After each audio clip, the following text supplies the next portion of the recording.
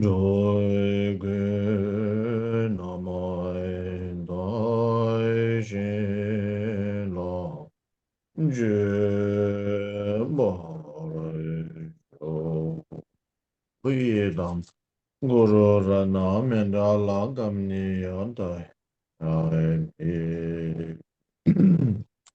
go to the refuge. Refuge. Quy ạ, chúng ta mở cái phần quy ra.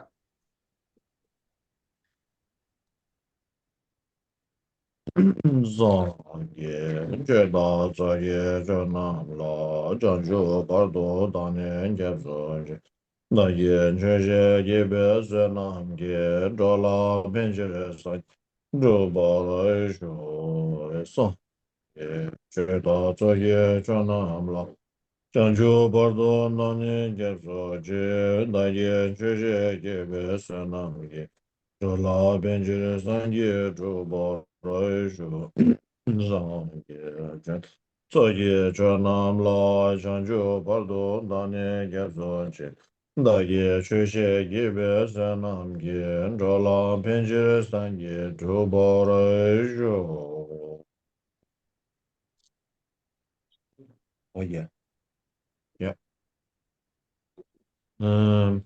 So if you have the book in English, the page number is 228, and the name of the title of the chapter is called Considering Others More Important Than Oneself.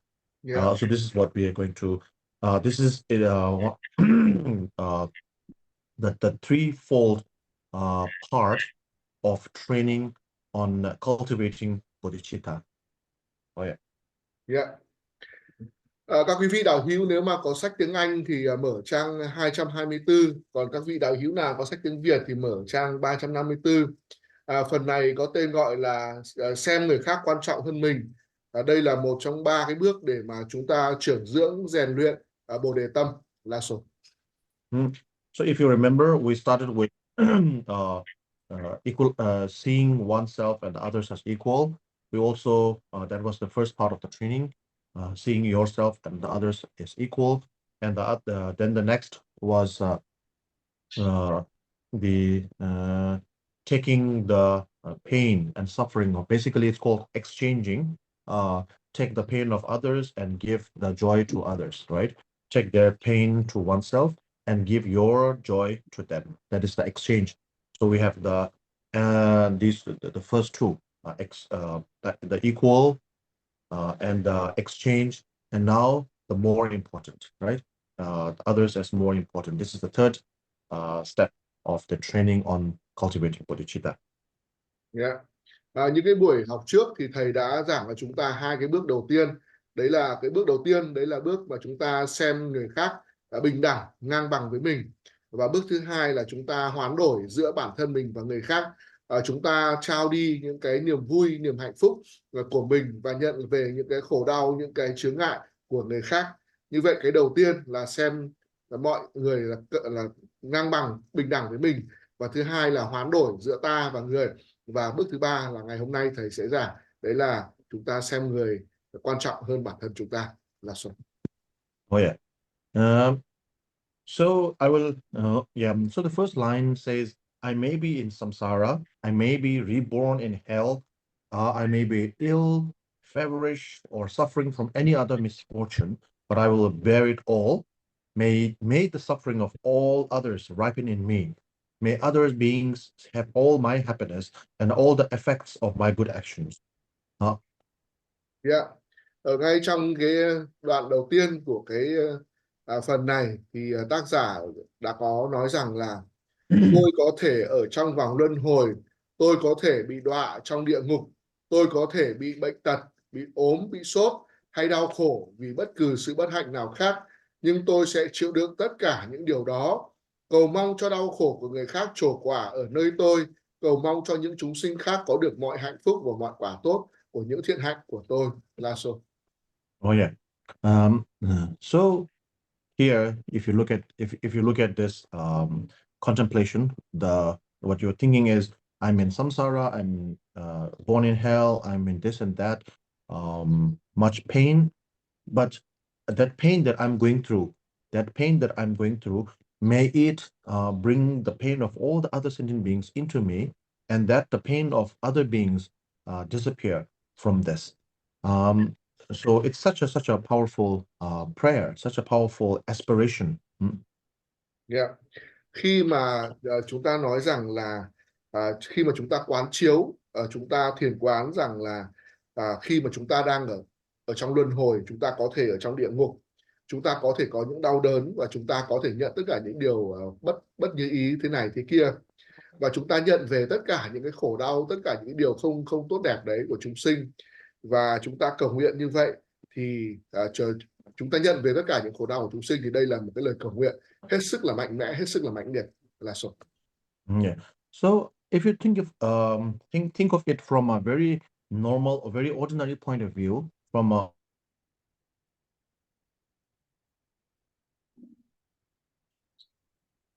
point of view, it's very senseless. And I'm already in pain, right? I do something about my pain. Why should I bring all the other people's pain into me? Why should I make my pain worse than whatever it already is?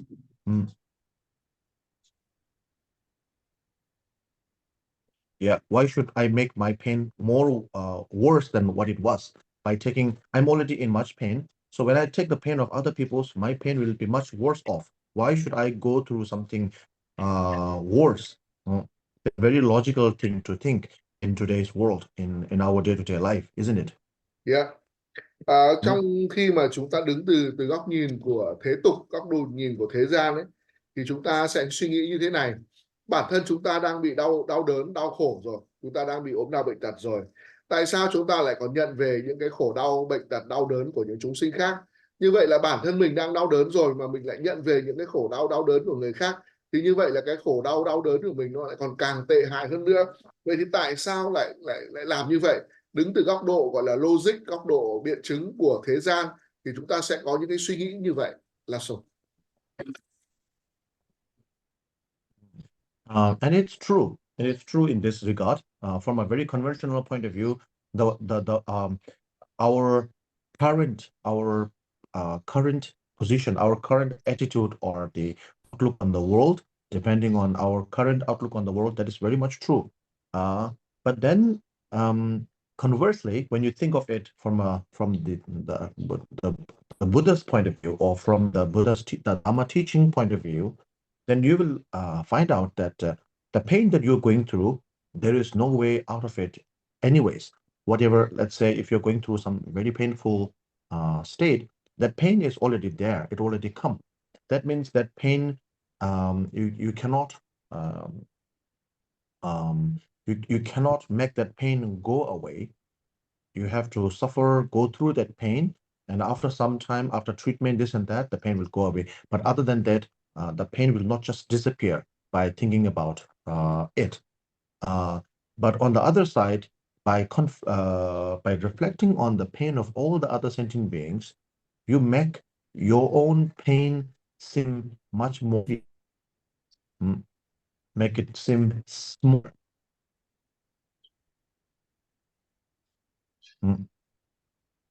Yeah. By you already have your pain, Yeah. right? You already have your pain, and then when you focus on your own pain, then you are becoming very narrow-minded, right? Yeah. When you focus, when you are not neglecting your pain, you know you are in pain, you are accepting the fact, you are acknowledging the fact that you are in pain, but while experiencing that pain, you also include all the other sentient beings in your prayer, in your aspiration, in your dedication. By doing so, you are able to lighten the pain that you are through. Because at the end of the day, pain is a perception, right? The injuries that you go through, the injuries, that is physical. The pain is something that you feel emotionally or you feel mentally. It is thing. It's based on the perception, right? Pain. Yeah. Mm. Yeah. So it depends on how strong you are. It depends on the out. It depends on how you take the pain. That will or make the pain more heavy. Yeah. I will get back to it. You can just make it simple and then I'll get back to it. Yeah. Yeah. Cái điều này thì hoàn toàn là thông thường, điều này hoàn toàn là bình thường. Khi mà chúng ta suy nghĩ theo cái lối bình thường, lối phổ thông, lối thế tục thì nó cũng là như vậy. Khi mà mình là người bình thường mà mình lại nhận thêm cái sự đau đớn của người khác thì có thể là cái sự đau đớn của mình nó còn tệ hại hơn. Nhưng mà nếu mà chúng ta suy nghĩ ngược lại, chúng ta suy nghĩ theo theo giáo pháp của Đức Phật, theo lời dạy của Đức Phật, thì chúng ta sẽ thay đổi cái thái độ của mình, thay đổi cái vị thế của mình.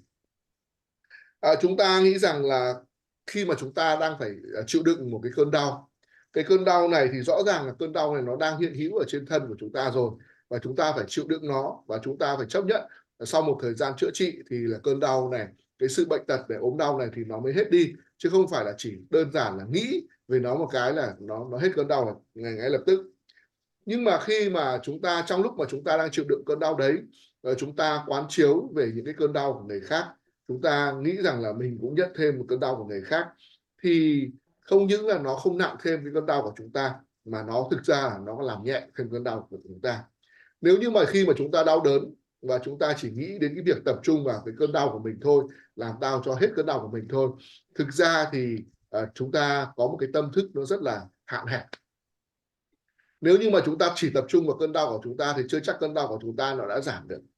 Nhưng mà nếu như mà chúng ta nghĩ rằng là mình đang đau đớn như này rồi và mình nhận thêm về cơn đau của người khác, sau đó thì khi mà mình thực hành pháp, mình hồi hướng cho tất cả những người có cùng đau đớn như mình, họ được thoát khỏi cái cơn đau đó, thì đương nhiên là cuối cùng lại thì cơn đau của chúng ta nó sẽ giảm đi. Ở đây cơn đau ấy, cái sự đau đớn, sự đau khổ nó có thể chia thành hai loại, là đau đớn cái vết thương về mặt thể xác, và cái vết thương hay là cái đau đớn về mặt tinh thần, về mặt cảm xúc.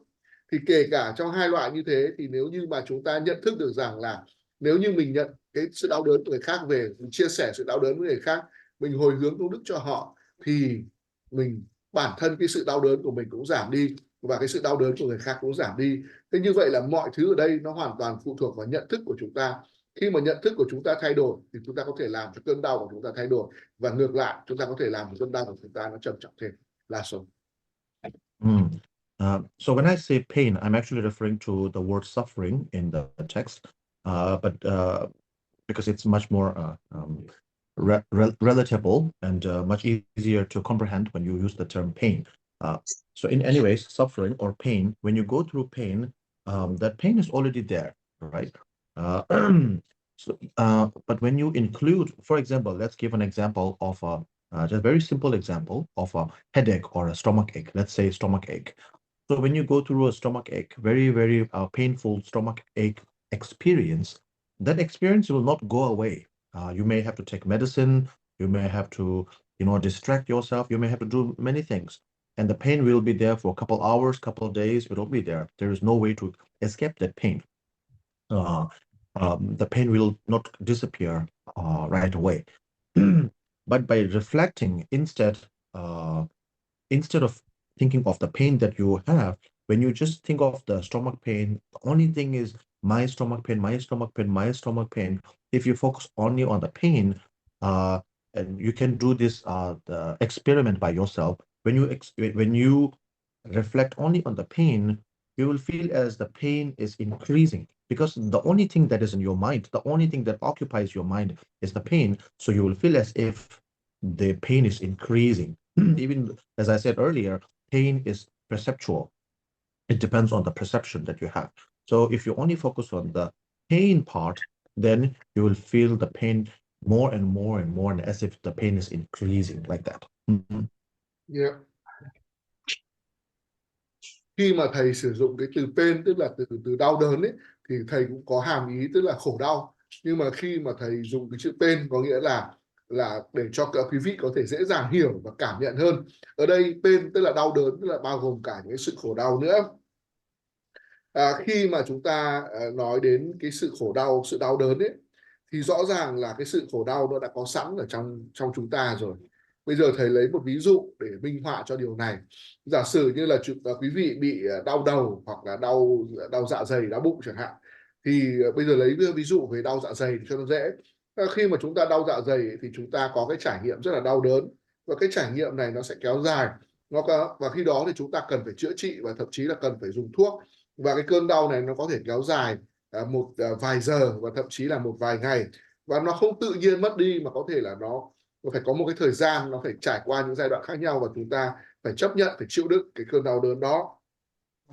Khi mà chúng ta quán chiếu cái điều này, khi mà chúng ta suy nghĩ về cái cơn đau dạ dày của chúng ta, nếu như mà chúng ta chỉ tập trung vào cơn đau của chính mình thôi, lúc nào cũng nghĩ đến ôi cái dạ dày của tôi đau quá, ôi cái dạ dày của tôi đau quá, ôi cái dạ dày của tôi đau quá, thì khi đó thì cái cơn đau nó ngày càng tăng lên.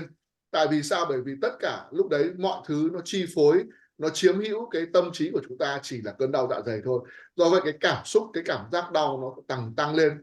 Bởi vì chúng ta hiểu ở đây đau là một trạng thái nhận thức, một trạng thái cảm xúc. Khi mà chúng ta cảm nhận như vậy thì nó sẽ tăng lên rất nhiều. Nhưng mà nếu như mà tâm của chúng ta không hoàn toàn chỉ nghĩ như vậy thì nó sẽ khác. Là số. So if you concentrate only on the pain side, only on the suffering side, only on the negative side, this is the only thing that will occupy your mind. The only thing that you will think of is the pain, right? Conversely, on the other hand, if you of course the pain is still there, you are not neglecting the pain, you're not ignoring the pain, the suffering, the sickness, whatever you're going through, the burden, the complications, that you're never ignoring them. Okay, you should never neglect them. You should always acknowledge them. So one of the problem is a lot of people think when they say don't focus on the negative, right? When you say don't focus on the negative, people tend to think always think positive and just forget the negative. That's not true. Okay, accept the negativities and then focus on the positive. That's the idea. So in any case, accepting the um, the downfalls, accepting the pain, accepting the pain, accepting the suffering, accepting all the challenges is very important. And by accepting the challenges, what you now do is you, instead of focusing on the pain as, oh, my pain, my stomach, my, like just like that, you actually twist your mind to think of the pain of all the sentient beings. All the sentient beings, let's just think about 7 billion human beings, okay? Not all the sentient beings, but just 7 billion human beings. If you think like your stomach problem actually takes in all the suffering, all the pain of the 7 billion human beings. Now, if you reflect on that, there is a positive side. Because even though you are in a very painful state, you are actually able to alleviate the suffering of so many people. And when you reflect on that part, the part where you are able to alleviate the suffering of so many people, your own pain, which you acknowledge but not focusing on, all right? You acknowledge the pain that you have, you acknowledge the suffering that you go through, but instead of focusing on that, focus on alleviating the suffering of all other 7 billion human beings by going through the pain that you already are. By doing so, there is a positive, there is the outlook changes, the outlook, the view changes. And by therefore, your own pain will certainly lighten up. Because pain at the end of the day is it's a perceptual thing. How you perceive increases or decreases the pain that you go through. Yeah. Yeah. Ở đây thì khi mà chúng ta nói đến những cái sự khi mà chúng ta nói đến những cái mối khổ đau, mối đau đớn, những cái điều tiêu cực ấy, thì nó cũng là một cái thể hiện của tâm thức của chúng ta, một cái sự xác định cái tâm thức của chúng ta. Khi mà tâm của chúng ta xác định thái độ của chúng ta đối với cái sự đau đớn, sự đau khổ như thế nào. Khi mà chúng ta nói về cái khổ đau đấy, cái đau đớn đấy, thì chúng ta không lờ nó đi, không bỏ qua nó, chúng ta không coi nó là một gánh nặng.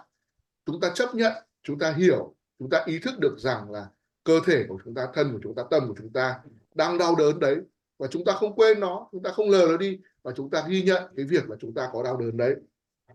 Và bên cạnh đấy, chúng ta không tập trung vào cái sự đau đớn của mình, mà chúng ta nghĩ về, quán chiếu về những cái sự đau đớn của người khác. Khi mà chúng ta nói đến cái tâm tích cực, chúng ta hay hiểu nhầm rằng là khi nói đến điều tích cực thì tức là không nói đến điều tiêu cực và bỏ qua, quên đi những cái điều tiêu cực, nhưng không phải là như vậy. Trong trường hợp này của chúng ta, khi mà chúng ta nghĩ một cách tích cực, chúng ta không tập trung vào cái cơn đau của mình, mà chúng ta vẫn phải chấp nhận, chúng ta ghi nhận rằng là cơ thể của tôi, thân thể của tôi đang đau đớn đấy, và chúng ta chấp nhận tất cả những cái đau đớn, những cái khổ đau, những cái thách thức đấy chúng ta đang có và chúng ta đang phải đối mặt với nó, chứ không có nghĩa là chúng ta chỉ nói đến điều tích cực, tức là chúng ta bỏ qua, lờ đi, quên đi những cái điều tiêu cực hay là cái thách thức mà chúng ta đang phải đối mặt. Khi mà chúng ta chấp nhận cái sự thật là như vậy, thì chúng ta không tập trung vào cái cơn đau của tôi, cái khổ đau của tôi, mà chúng ta xoay chuyển cái tâm thức của mình đi, chúng ta xoay chuyển cái tâm thức của mình sang những người khác. Chúng ta nghĩ rằng là thế giới toàn cầu hiện nay là đang có 7 tỷ người, và chúng ta hay nghĩ rằng điều gì xảy ra nếu mà 7 tỷ người đấy cũng có cùng cơn đau dạ dày giống như ta, và ta nghĩ rằng là bên cạnh cái nỗi đau của chúng ta thì làm thế nào để mà giúp xóa bỏ đi cái cơn đau của 7 tỷ người khác. 7 tỷ người khác cũng đang bị đau dạ dày như chúng ta, và khi mà chúng ta đang đau như vậy, chúng ta ghi nhận, chúng ta thừa nhận cái cơn đau của mình, và chúng ta nghĩ, chúng ta không tập trung vào cơn đau của mình, và chúng ta nghĩ làm sao mà giúp cho chúng sinh cũng thoát khỏi cái cơn đau dạ dày như chúng ta. Và khi mà chúng ta không tập trung vào cơn đau của mình như vậy, thì cái tâm thức của chúng ta nó không bị chiếm hữu bởi cái sự suy nghĩ rằng là ta đang đau, ta đang đau, ta đang đau. Và khi đó, khi mà chúng ta nghĩ đến cái việc mà giúp cho những người khác cũng thoát khỏi cái cơn đau dạ dày như mình, thì mặc nhiên là cái cơn đau của mình tự nhiên nó sẽ giảm đi, nó giảm dần, giảm dần, giảm dần. Như vậy chúng ta hiểu ở đây cái cảm nhận về đau đớn, khổ đau ở đây nó là cảm nhận của tâm thức của chúng ta, cuối cùng lại là do tâm thức của chúng ta. Tâm của chúng ta nghĩ nó là rất là đau đớn thì nó sẽ là đau đớn, mà tâm của chúng ta nghĩ nó không đau đớn, nó nhẹ nhàng, nó dễ được vượt qua thì nó sẽ là như vậy. Thì cuối cùng lại là vẫn là tâm thức của chúng ta là số. Oh yeah. So this is something that I used to do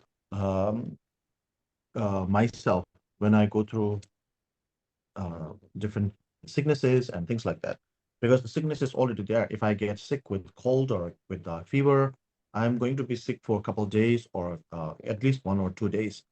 There's no way out of it. So when I'm going through that pain, especially when I'm going through a very severe stomach ache, then I think of this as I'm going through this pain.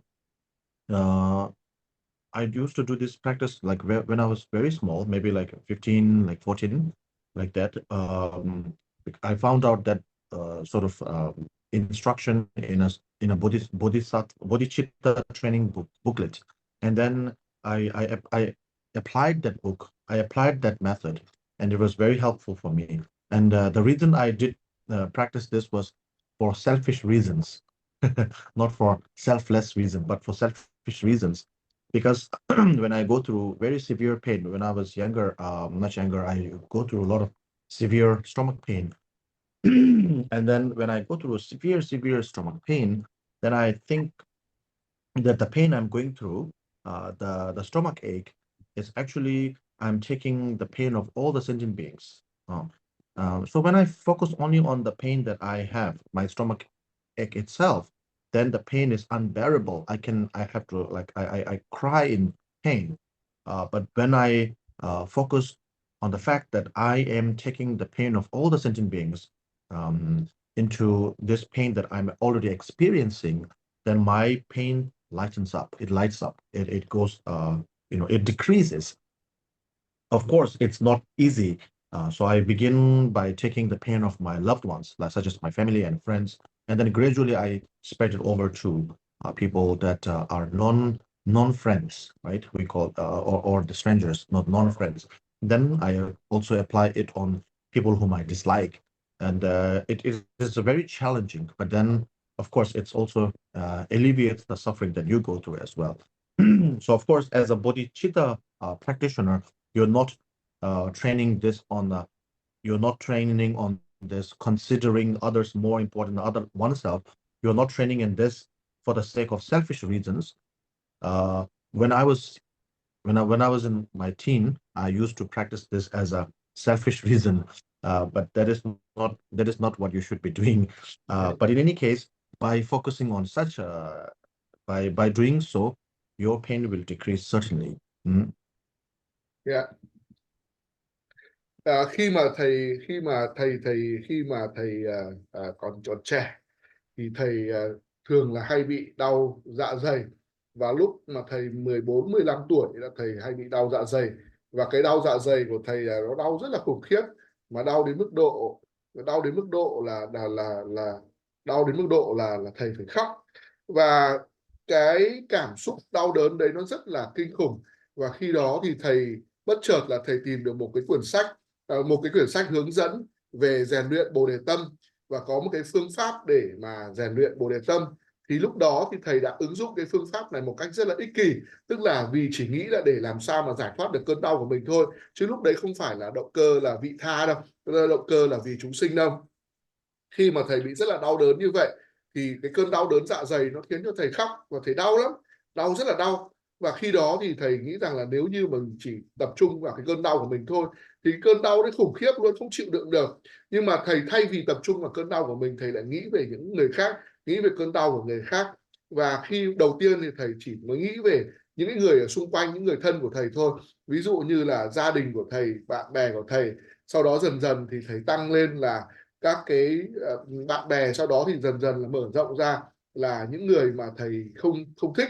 Thực ra mà nói thì cái việc thực hành này nó rất là khó, thực hành rất là khó, bởi vì là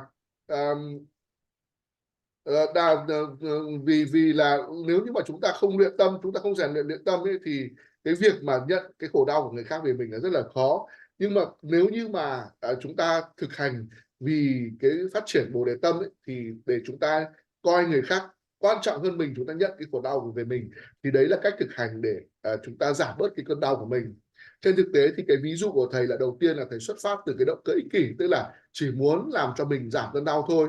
Nhưng mà đối với các quý vị thì quý vị không được thực hành như vậy, mà quý vị phải xuất phát từ cái động cơ là vị tha, là vì người khác, là sổ.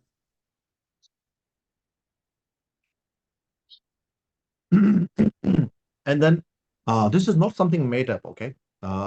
So if you that taking others' pain and giving your joy to others, it's not something made up.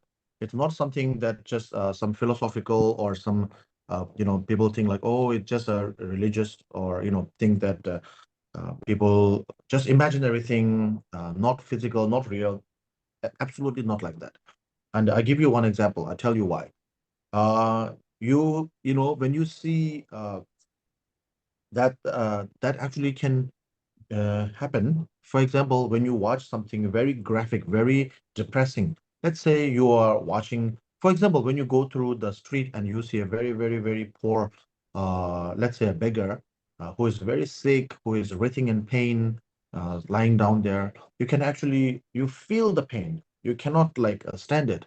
Uh, or sometimes like when you see a video of some of the, let's say,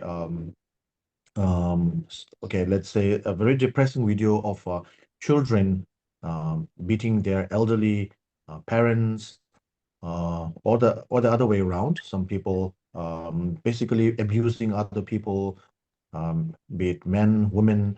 When you see social injustice, when you see a lot of these things, your mind is totally depressed. You feel the pain, even though you are not the person who is going through that. When you see picture of people going through much, much, much a devastating fate of suffering, you actually could feel the pain. That is what the, when you feel the pain, you are actually taking that pain. Yeah. If you can take the pain, you can also give the joy too. Yeah. And then, yeah, one more. If let's say, okay, some of us may be very cold-hearted and don't feel the pain of others. You may not feel the pain of strangers, people who are not known to you. But let's say your children or your loved ones, if when they are getting sick, how you feel? You feel totally at lost, even though you are not sick at all. You are so well and healthy and everything. When you hear the news of your friend passing away, when you hear, uh, right, when you hear from, when you receive the text message from your friend saying, "Oh, your other best friend has passed away." When these things happen, even though you are still well alive and healthy and all that, you feel all the pain. You take all the pain. So that is very much reasonable, very much logical. So it's not something imaginary. So if you can take the pain, then you can very much give the joy as well. So for that reason, taking the pain and giving the joy is not a imaginative,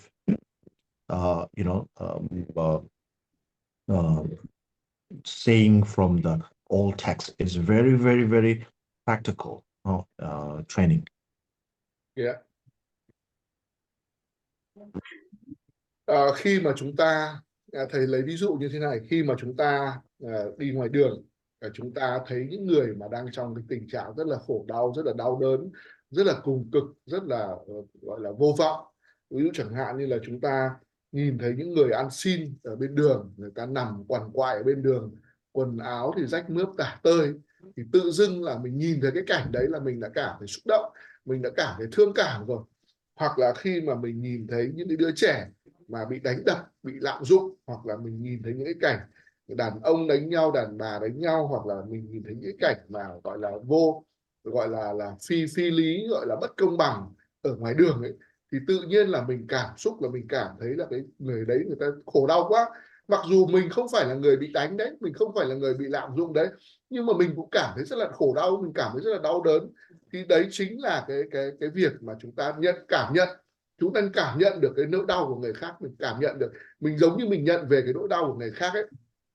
Ở đây thì chúng ta phải nói rằng là có những người là có trái tim rất là lạnh, cái tâm của họ rất là lạnh, đứng trước những cái cảnh giới đấy thì họ không có cảm xúc gì, họ không có cảm nhận gì, họ không cảm nhận được cái nỗi đau của người khác.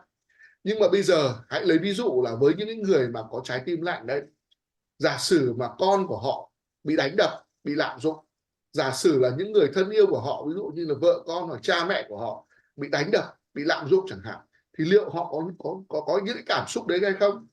Hoặc là khi mà chúng ta bị ốm đau chẳng hạn, hoặc là con cái của họ bị ốm đau chẳng hạn, người thân họ bị ốm đau, hoặc là họ bị mất người thân, thì khi đó thì chúng ta không phải là người gần gũi với họ, nhưng mà chẳng hạn như khi mà chúng ta nhận được một cái tin nhắn của một người bạn nói rằng là cái cậu bạn là cậu bạn thân nhất của chúng ta là đã mất rồi, thì tự nhiên là trong lòng của chúng ta cảm thấy rất là đau đớn, rất là khổ, rất khổ đau. Mặc dù lúc đấy là mình đang rất là khỏe mạnh, mình vẫn rất là bình thường, nhưng mình cảm thấy như mình cũng đang rất là đau khổ, mình đang rất đau đớn, mình đang giống như là cái cơ thể mình bị mất đi một cái gì đó.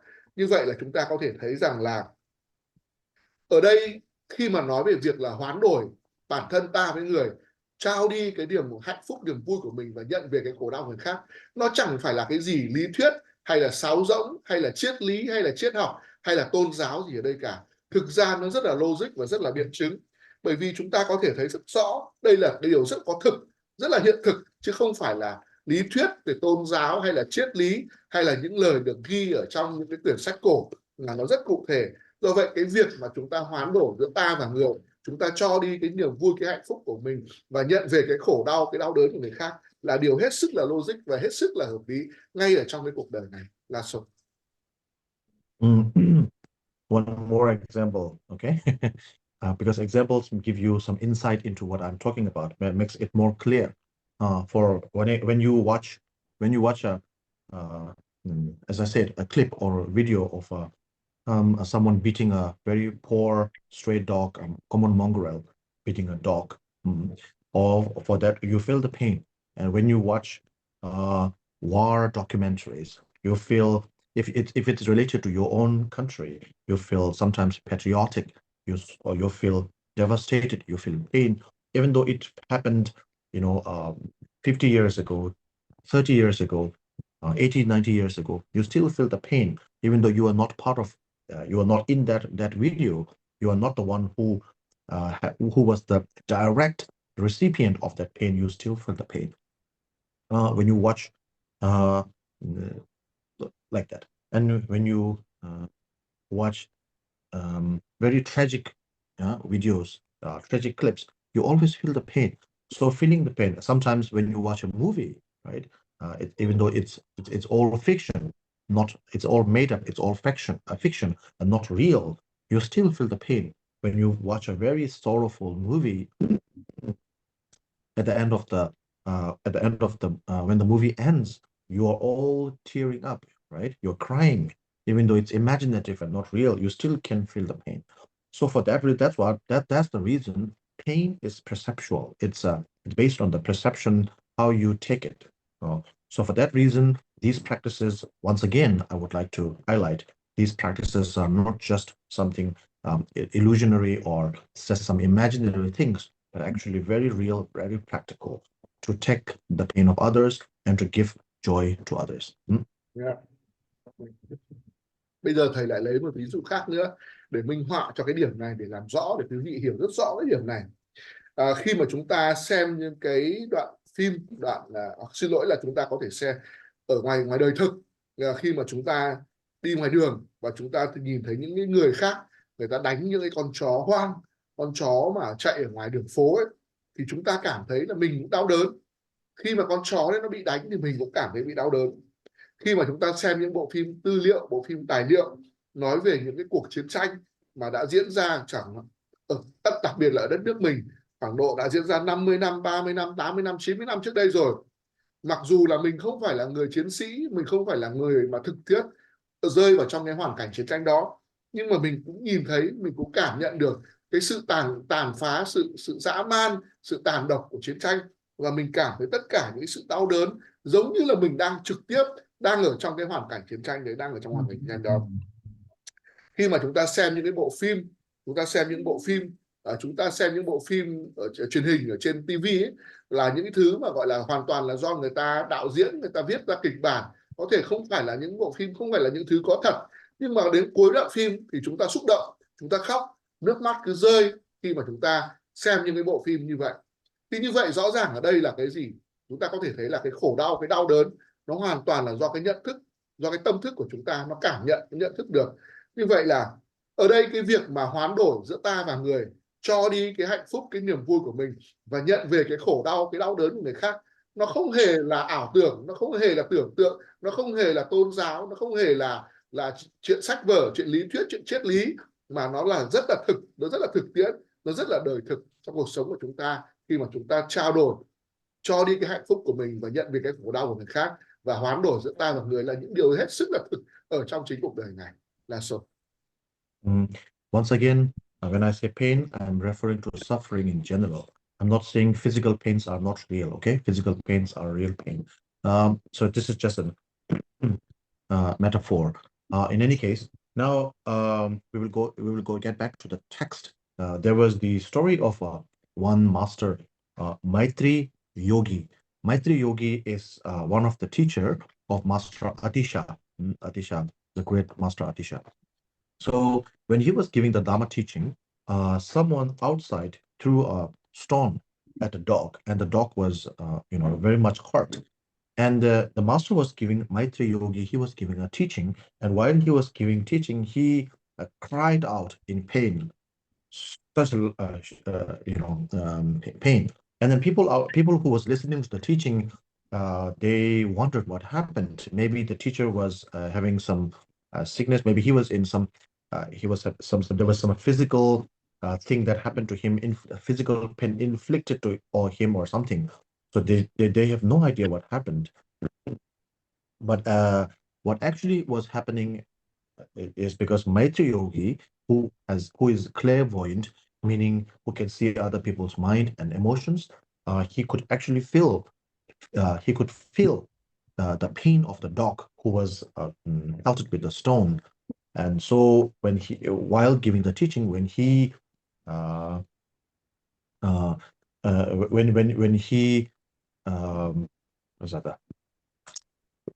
when he saw the dog being hit with the stick, he could feel the pain, and then he cried. Yeah. Yeah. Bây giờ thầy lại kể một câu chuyện nữa, chúng ta có thể đọc ở trong cái quyển sách Lời vàng của thầy tôi, là nói về một vị đạo sư vĩ đại, đạo sư tên là Maitri Yogi, là thầy, tức là đạo sư của tổ Atisa vĩ đại. Rồi khi đó thì thầy Maitri Yogi đang ngồi trên pháp tòa và đang giảng pháp cho chúng đệ tử. Thì khi đó ở ngoài đường thì có một người đàn ông đã ném một viên đá và một con chó, và một con chó đấy rất là đau. Thì ngay khi đó thì thầy Maitri Yogi đã kêu lên đau đớn và ngã ra khỏi cái pháp tòa của mình. Thì khi đó thì những người đệ tử đang ngồi nghe pháp đấy không hiểu vì sao tổ Maitri Yogi lại đau đớn như vậy, lại ngã ra khỏi pháp tòa của mình. Điều gì xảy ra với ngài mà khiến cho ngài đau đớn như vậy? thì các cái vị đệ tử rất là nghi hoặc không biết là điều gì xảy ra với thầy của mình. Thì Maichi Yogi là một vị đạo sư rất là lớn và ngài có khả năng thần thúc, ngài có khả năng thấu thị cái tâm thức của người khác. Ngài biết là người khác đang nghi hoặc là tại sao thầy lại đau đớn, thầy lại ngã ra khỏi cái pháp tỏa của mình như vậy. Ở trên thực tế thì ngài Maichi Yogi đã nhận hết tất cả những cái sự đau đớn của con chó khi mà con chó nó bị ném viên đá vào người, và ngài cũng bị đau đớn như vậy. Và đấy là lý do vì sao mà ngài kêu lên và ngài ngã ra khỏi pháp tòa của mình là số. So later, the senior students who has some spiritual realizations, they found out that Master Maitri Yogi took the pain of that dog. Có một số He cái đệ took the tử, pain. có một số cái đệ tử của ngài có cái khả năng tâm linh tốt, thì họ biết được rằng là chính ngài là đã nhận cái sự đau đớn của con chó về chính bản thân ngài là số. Another story, by the way, Maitri Yogi means, Maitri is love, Yogi means practitioner. So the name can be translated as the one who practices love. That is the name of, that is the meaning of Maitri Yogi. Cái tên Maichi Yogi có nghĩa là gì? Maichi có nghĩa là tình yêu thương. Yogi tức là hành giả, là người thực hành. Như vậy là Maichi Yogi là người thực hành yêu thương. Ở trên thì thầy có nói rằng là khi mà thầy dùng chữ đau đớn ấy, thì nó cũng nghĩa là khổ đau nói chung. Và thầy nói rằng là đau đớn về mặt thân thể là đau đớn về mặt thể xác, là đau đớn có thật, chứ không phải là điều giả dối. Đây là thầy cách dùng cái chữ ẩn dụ cho cái từ đau đớn để nói chung với tất cả các loại khổ đau là số. Another great master by the name of Master Dhammarakshita. Dharma is in the spiritual practice or the doctrine of the Buddha. The doctrine is Dharma, and Rakshita means the one who protects. So his name is Dhammarakshita, the one who protects the Dharma. So Master Dhammarakshita is again a very a great Pandita, master practitioner, yogi, and all that. So when he started out as a in the spiritual world, he didn't jump right. He didn't encounter the great vehicle or the Mahayana vehicle right away. He actually came through different vehicles. The one called the Shavaka vehicle of the Vaibhashika school. Basically, these are considered lower schools, schools lower than the Mahayana. Anyway, so he encountered those texts. But then, because he has such a huge, such a strong imprint, such a strong karmic connection with the Mahayana teachings, when even though he has not yet intellectually embraced Mahayana teaching, he was going through the Shavaka teachings. And during so, he heard that someone is very sick in his region, his place, and that there was nobody can cure that person. And the doctor or the person who is trying to, the physician who is trying to heal that person, said that the only solution is that he would need, the sick person would need to have human flesh. If he has human flesh, then he will get better. And then when Master Dhammarakshita heard that, without any hesitation, even though he's not a bodhicitta practitioner yet, even though he's not embraced the great vehicle of Mahayana yet, because his inclination is towards the great vehicle of the Bodhisattva vehicle, of the Mahayana vehicle, he took his pocket knife and cut his flesh from his thigh, and then send it to the person who is sick, even though that person is not related to him at all. And then he offered, and then that sick person was healed. Bây giờ thầy lại lấy một ví dụ khác về một bậc đạo sư rất là vĩ đại, đấy là đạo sư Dhammarakshita. Đây là một vị đạo sư. Trước tiên là thầy giải thích về cái chữ Dhammarakshita. Dhamma có nghĩa là giáo pháp, Rakshita có nghĩa là bảo vệ, bảo hộ. Cho nên là chúng ta có thể dịch tên của ngài là ngài giáp hộ, tức là ngài người bảo vệ cho giáo pháp. Ngài vừa là một vị đại thành tựu giả, một vị học giả, đồng thời là một vị Ogi, tức là một vị hành giả. Trên con đường tâm linh của mình thì không phải là ngài được tiếp cận con đường đại thừa ngay lập tức, mà ngài phải trải qua một số các cái bước bước trung gian trước đó. Khi đó thì ngài đang theo con đường gọi là thanh văn thừa. Chúng ta hiểu con đường thanh văn thừa là một cái thừa ở cấp độ thấp hơn là đại thừa, nhưng mà ngài có một cái sự kết nối về nghiệp rất là mạnh mẽ đối với giáo lý đại thừa. Nhưng mà vào cái thời điểm đó thì ngài chưa hề tiếp cận với giáo lý đại thừa, ngài vẫn đang theo một cái thừa thấp hơn. Khi đó thì ở trong làng của ngài có nghe nói rằng là có một người đang bị bệnh rất là nặng, và ông bác sĩ, ông thầy thuốc thì ông nói rằng là người này chỉ có thể chữa lành được nếu như mà được ăn thịt tươi sống. Thế thì khi đó thì ông ngài pháp hộ đã nói rằng là vậy thì tôi sẽ lấy thịt của tôi để cho cái người đó, và ngài đã dùng một con dao để cắt cái thịt đùi của mình và đưa cho ông thầy thuốc, và ông thầy thuốc đã dùng cái thịt của ngài cho nên người bệnh ăn, và người bệnh sau đó thì đã khỏi bệnh.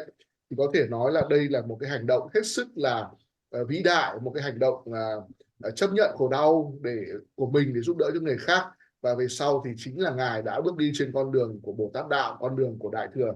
Và ở đây có thể nói là một cái ví dụ rất là kinh điển, rất là điển hình là số. Oh yeah. So that's one story like that. Yeah. And then it says that because at that time he's not encountered or embraced the great vehicle, which teaches the deep meaning of the profundity of emptiness. Okay, the teaching of emptiness, shunyata. Because he has not embraced the great vehicle, he has not learned about emptiness. So but still, usually we go with the two things, right? One is the compassion, one is the emptiness, and the wisdom of emptiness, and the kind heart of compassion, right? The bodhicitta, yeah, the compassion of bodhicitta and the wisdom of emptiness. So these two go hand in hand. So here he has not embraced the great vehicle, so he has not understood the emptiness, but he actually has a strong inclination towards the bodhicitta. Okay, so because he has not understood emptiness, because he has not studied emptiness, he has not embraced the ideology of emptiness, and he has not realized emptiness. So he could feel much pain. The pain is unbearable, but because his compassion is so strong, because his bodhicitta, compassionate bodhicitta, is so strong, it was able to overcome the pain that he go through. But had he had recognition or realization of emptiness, then the pain would be much lighter. Yes. Yeah.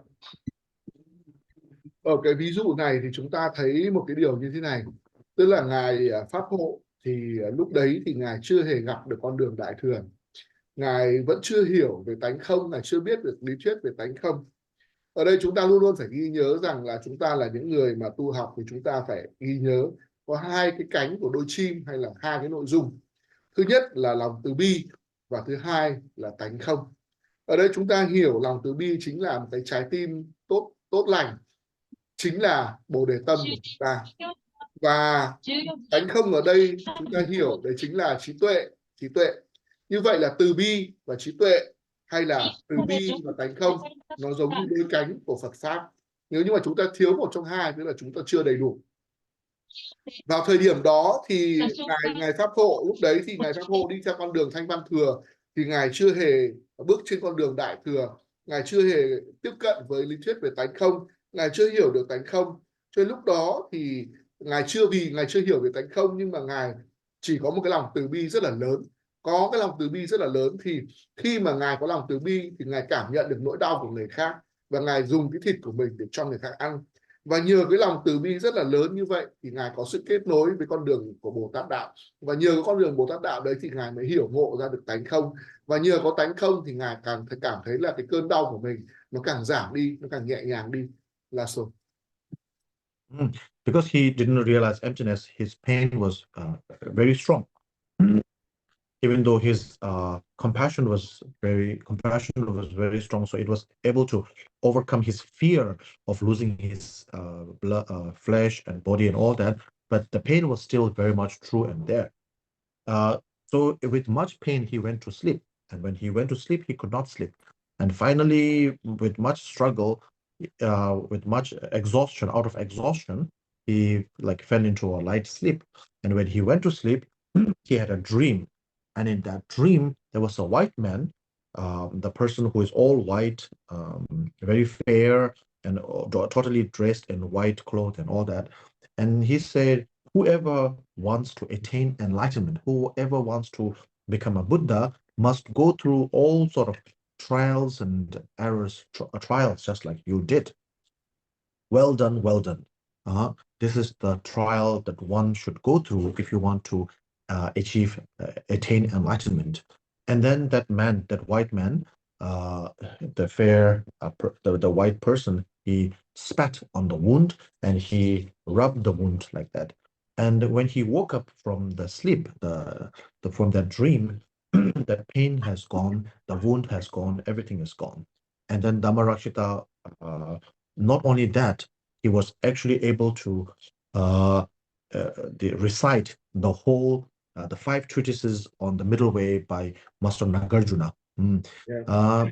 So this is something that he has never embraced, never seen before, but he could actually, when he woke up, sometimes when you have dream, you are able to have dreams of something, some books or some stories or some pictures that you have never seen in physical life.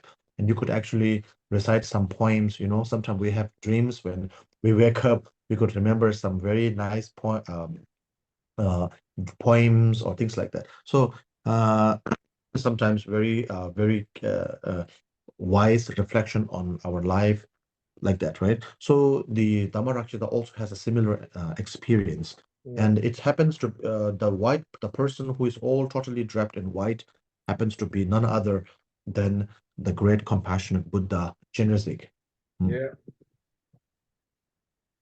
Ở đây thì khi mà ngài Pháp Hộ đã thực hiện cái hành động vĩ đại đó, thì lúc đó ngài chưa hiểu về tánh không.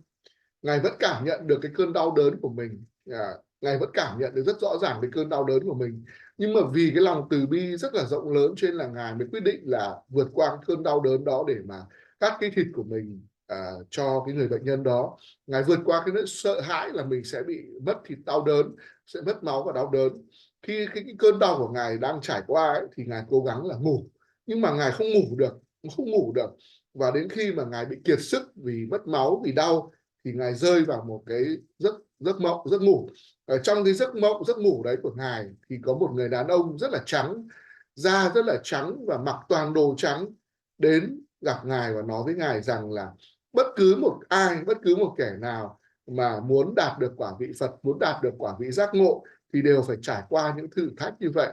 Và này, con đã trải qua cái thử thách này một cách rất là tốt đẹp, rất là tốt đẹp, rất là tốt đẹp. Và khi mà người đàn ông da trắng đó, người đàn ông trong toàn bộ đồ trắng đấy, gọi là bạch ông đấy, thì là mới sờ tay lên vết thương của ngài Pháp Hộ, và sau đó thì xoa tay, và sau đó thì sờ tay lên vết thương đó. Và sáng ngày hôm sau khi mà ngài Pháp Hộ ngủ dậy thì ngài thấy vết thương của ngài đã hoàn toàn lành lặn. Và một điều kinh ngạc hơn nữa là ngài có thể đọc tất cả những cái bài kệ, 5 cái bài kệ về con đường trung đạo của tổ ở Long Thọ Nagarjuna. Mà cái quyển sách về con đường trung đạo của tổ Nagarjuna là ngài chưa hề nhìn thấy bao giờ, chưa hề đọc, mà buổi sáng hôm sau lại có thể đọc các bài kệ của con đường trung đạo của tổ Nagarjuna như vậy. Thế thì có thể nói là trong cái giấc mơ của chúng ta, có thể là chúng ta sẽ gặp những người, gặp những vật, gặp những sự việc mà chúng ta chưa hề nhìn thấy bao giờ, chưa hề gặp trong cuộc sống bao giờ. Hoặc là thậm thế chúng ta khi mà ngủ dậy, chúng ta có thể đọc những cái bài thơ mà chúng ta chưa hề biết. Như vậy trong trường hợp này thì là tổ Pháp Hậu đã có những cái phản chiếu trong cái cuộc sống của mình. Và cái người đàn ông mà mặc bộ đồ trắng, da rất trắng mà gặp người Pháp Hộ trong mơ đấy, không có ai khác ngoài chính là Đức Phật Từ Bi Quán Thế Âm Bồ Tát là số. Another story is that of one of the previous lives of Lord Buddha Shakyamuni, when he was the king, a very kind and generous king. His name is Padma at that time. So the king, there was a calamity, there was a disease in the whole country, whole kingdom, and everybody fell sick. And then through checking out with the doctors and everything, with the astrologers and everything, the king found out that the only resolution to that sickness was eating a certain kind of fish called the rohita fish, which happens to be rare and not common in that region at that time. So what King Padma did was he prayed to the gods and to the triple gem. He did his prostrations, did the purification, did the confession, and then he said to the triple gem that may I become the flesh of the Rohita fish to be given to all the people who are sick, and then they all of them be relieved from this terrible disease and pain. And then he went to the cliff and jumped from the cliff, and uh, he died. And when he died, he was born as the Rohita fish in that river in the same land, and that fish can actually speak human language. And then the fish was crying that everybody who is sick, come, eat me, like that. And then the people, I'm a Rohita fish, I'm your savior. You can, you can get healed for me. So basically, the people start to bring the fish up, and then they start cutting the flesh. So when you cut the right side of the flesh, and eat, and the other people start to cut the left side. When you cut the left side, the right side heals back, and when you cut the right side, the left side heals back and forth. So basically, the whole kingdom was healed through this process. And then King Padma, the fish, the Rohita fish, said, "I am none other than your king. And now, because you are healed, you must abstain from doing the evil things, and you must promote the virtuous activities. And by doing so, all the subject of that kingdom were able to be alleviated from being born in the lower realms." Yeah. Thầy muốn kể một câu chuyện khác về chính Đức Phật Thích Ca Mâu Ni. Khi đó thì Đức Phật Thích Ca Mâu Ni trong một kiếp, ngài là một vị vua có tên là Padma. Khi đó thì cái vương quốc của ngài đang trải qua một cái đợt dịch bệnh rất là lớn, và mọi người bị ốm đau rất là khổ sở. Và khi đó thì ông thầy thuốc nói rằng là cái bệnh này chỉ có thể chữa được bằng một cách duy nhất, đấy là ăn thịt của một loài cá tên là Rohita. Nhưng mà loài cá này thì lại rất là hiếm, gần như là không phổ biến, không có ở cái vùng đó. Thì khi đó thì đứng trước cái cảnh mà mọi người bị ốm đau dịch bệnh như vậy, thì vua Padma rất là khổ đau, và ngài đã cầu nguyện tới Tam Bảo, cầu nguyện tới tất cả các vị thần linh rằng là hãy cho con được khi mà sau khi con chết thì hãy biến thân con trở thành một con cá Rohita để cho mọi người ăn, để cho mọi người khỏi bệnh. Và khi đó thì nhà vua đã, sau khi cầu nguyện xong thì nhà vua đã chẫm mình từ trên cái cung điện của ngài và rơi xuống dòng sông. Và khi mà ngài chết đi thì ngài hóa thân thành một con cá Rohita. Con cá này nó rất là đặc biệt, và nó có thể nói được tiếng người. Và con cá này kêu lên với mọi người rằng là ta chính là cá Rohita đây, các ngươi hãy đến lấy thịt ta mà ăn để cho được khỏi bệnh. Và khi đó thì dân làng đã đến bắt con cá này, mang lên để mổ, để lấy thịt để ăn. Nhưng mà có một điều rất là kỳ lạ là khi mà người ta mổ con cá ở bên phải để lấy thịt ăn, sau đó thì mổ, thì bắt đầu chuyển sang mổ bên trái, thì bên phải thịt con cá nó lại liền lại. Và khi mà mổ bên trái thì bắt đầu là, sau khi mổ bên trái xong thì chuyển sang mổ bên phải thì thịt ở bên trái lại liền lại. Cứ như vậy, người ta cắt bên trái thì bên phải liền, cắt bên phải thì bên trái liền, cứ như vậy. Sau đó thì toàn bộ dân làng ở trong cái vương quốc đó đã được chữa lành bệnh. Và sau khi mà tất cả mọi người đã khỏi bệnh rồi thì con cá nói với dân làng là ta không phải ai khác mà chính là vua Padma của các ngươi. Để thể hiện cái lòng biết ơn của các ngươi đối với ta thì các ngươi hãy hứa với ta rằng từ nay trở đi không được làm các việc xấu ác nữa, không được việc làm các việc dữ nữa, mà từ nay trở đi chỉ được làm các việc thiện lành thôi. Và đấy là một câu chuyện về một tiền thân của Đức Phật Thích Ca Mâu Ni. Và có một câu chuyện khác là liên quan đến cũng Đức Phật Thích Ca Mâu Ni, là ngài tái sinh là một con rùa khổng lồ là Sô. There was another story, again, of the Lord Buddha in a very in the very ancient time. So one of in like again another one of his previous lives, he was a giant turtle, very big turtle, and then there was a in the ocean there was a shipwreck, and about all the people in the ship were suffering. They were able to be drowned, and that big tortoise, big turtle, which is one of the previous lives of the Buddha, he he brought all the people to the shore, to the land, and he saved them. And when he got there, he was so tired, and he was resting there. Um, the total was resting, and while he was resting, about 80,000 different kind of flies came swarming around him. So those flies were swarming around him and resting on him and just like staying there. And then when the total, when he woke up from his rest, he found out all the totals are there. He was resting by lying down, and so all the flies were on his body. So when he woke up, he saw all the flies there, and if he is to move back to his form, if he turns himself to walk back to the ocean, then all those flies would die. So without not wanting to disturb and harm those flies, he actually stayed like this um, until he forever. So basically, the turtle died there without turning his body properly. He was sitting upside down like that. So later it happened. This is one of the kind act of the Buddha in his previous lives. So there is something called in the Buddha's lifetime, a Buddha's life, there was something called 500 pure lives and the 500 impure lives. So what that basically means is after, of course, we have millions of thousands of previous lives, right? There is no beginning to the life. So what it means by saying 1,000 lives is after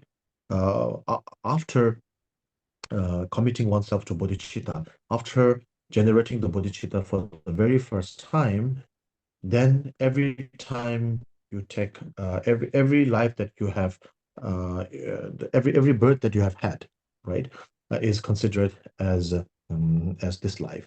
So after Shakyamuni, he became a bodhisattva.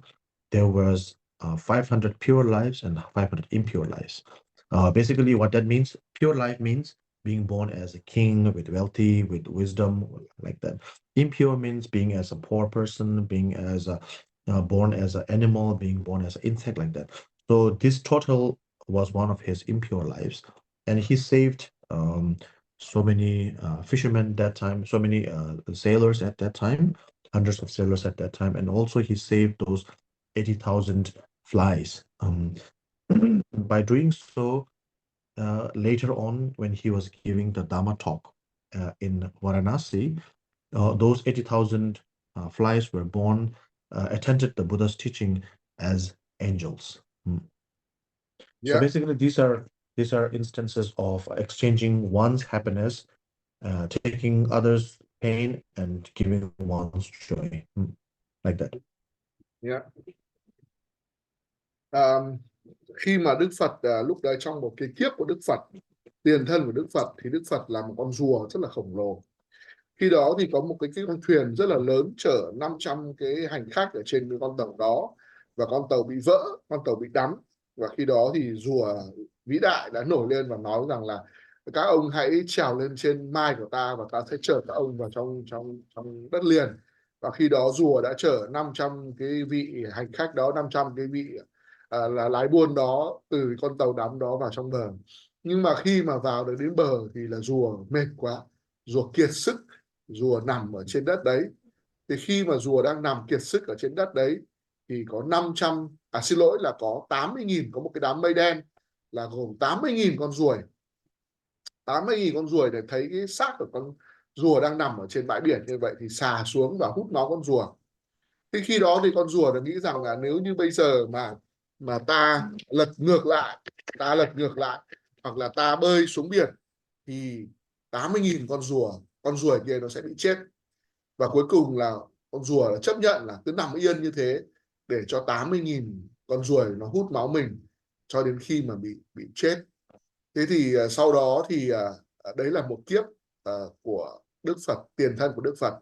Sau đó thì Sau này, sau rất nhiều kiếp, thì Đức Phật đã trở thành một bậc giác ngộ, và Đức Phật giảng pháp, thì 80.000 con ruồi đấy chính là 80.000 cái vị ở trên thiên, vị ở trên thiên đã lắng nghe giáo pháp của Đức Phật.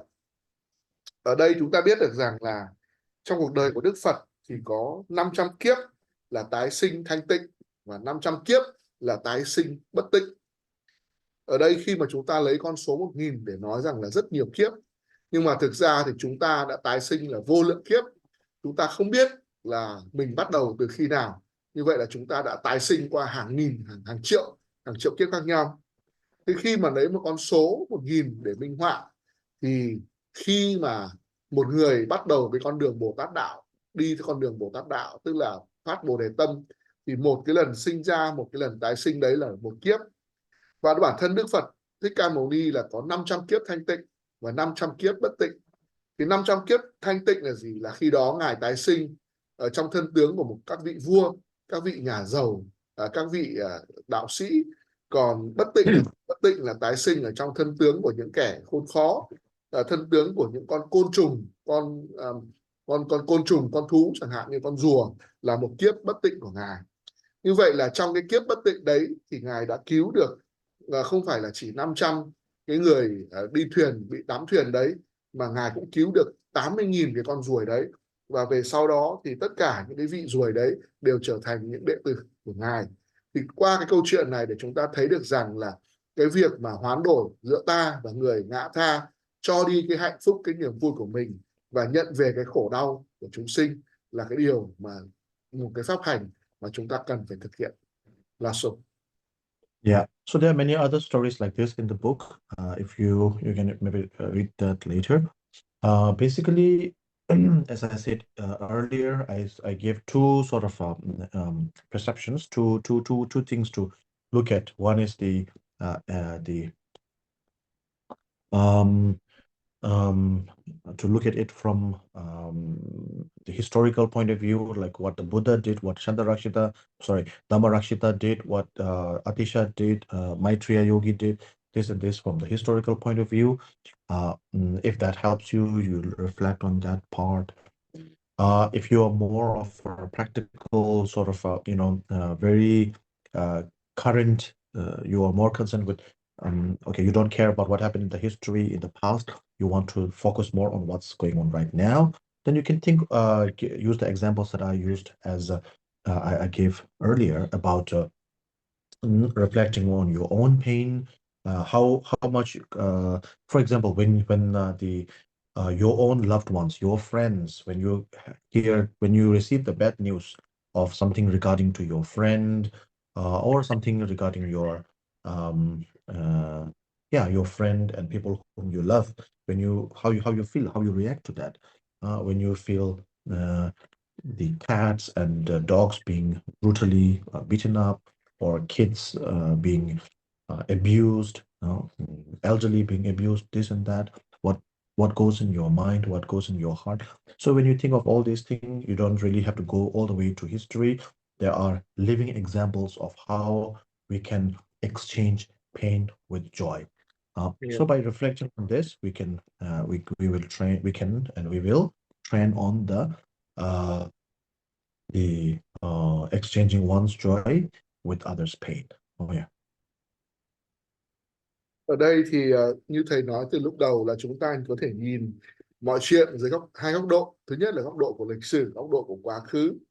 Khi mà chúng ta nhìn lại lịch sử, nhìn lại quá khứ, thì chúng ta thấy những cái ví dụ của các ngài như là ngài Dhammarakshita, ngài Pháp Hộ, tổ Atisa, rồi tổ mà Maitreya Yogi, rồi bản thân Đức Phật Thích Ca Mâu Ni, và chúng ta có thể thấy những bài học trong lịch sử.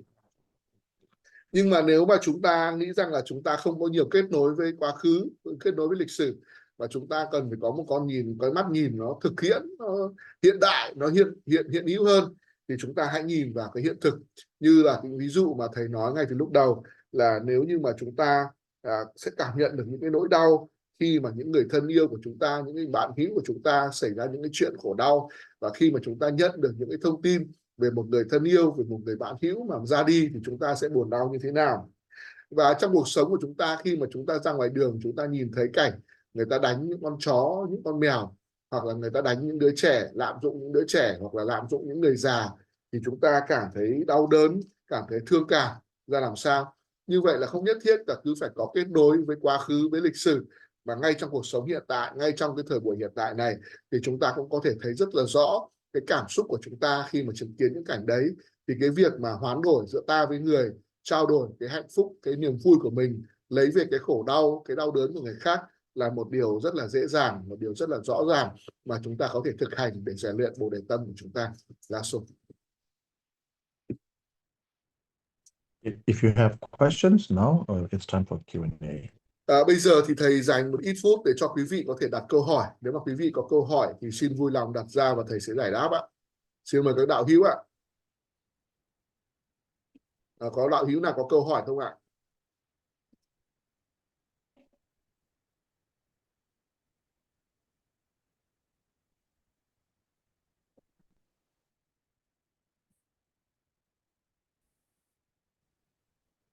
Có đạo hữu nào có câu hỏi? Okay. So no question is. Rinpoche là? Yeah, we have one question, Rinpoche là. Sure. Rinpoche là, when there's someone in our family, in our relation, a very close family, they are going to die. They're going to die, and what we should do when we look at the moment they are very sick and they are dying, they are in the very last day of their life. What should we do to help them to overcome that painful? What can we do? What can we contemplate when they are dying in the very last moment in their life? Yeah. That's a very, very good question. Very important question. Death is something that we all must go through, right? And so therefore, it's something that all of us must embrace. And then it is the most crucial time as well. It is the most crucial. And then at the time of death, we are the weakest. When we go through death, we are very weak. Only very few people are, strong when they pass away. So what we can do for the people who are going through this stage is what we can do is we can show them the light, show them the path to the Dharma, show them the path to the Amitabha's land, so forth. And of course, when someone passes away, we do prayers and everything for them. That's good. But then it's like it's like eating their food, eating the